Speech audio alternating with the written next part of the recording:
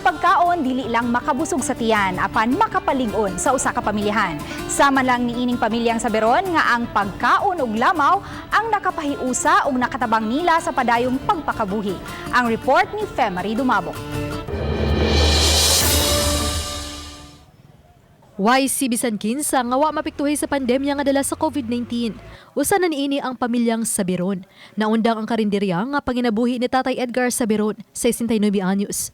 Nawad-an og trabaho ang duha sa upat nila ka mga anak. Og na-stroke pa ni adtong Marso ang asawa nga si Maria, kinsa 65 anyos.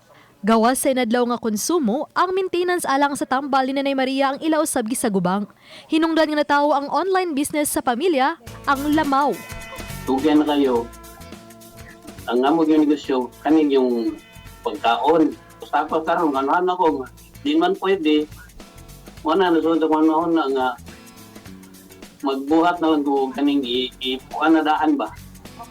Ipuanadaan, i-complete ako na siya daan. Sa pagkaong lamaw, nga gitawag usab nga comfort food, kumpleto na kini sa steamed rice, linungag nga itlog, chicharon, adunay siomay, ug pagpili ka lang kung longganisa, lumpia o tosino ba ang ilakip, ug ang ilang lami ang sauce. Ang duha nila ka mga anak nga nabagtangan og trabaho mitabang diha sa pagmarket ilabi na online. Call center ko sa una. Kanya karon wala na ko'y trabaho. Ako na lang ang kuan sa online, mag-admin. Kanang pamilya, murag kanang gisod na misa, murag ni lamaw ba nga.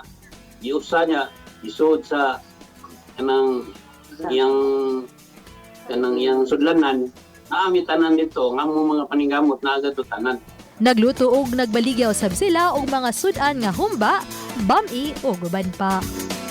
Obani Cleofer Lumayag, ako si Femari Dumabok. Balitang Bistak.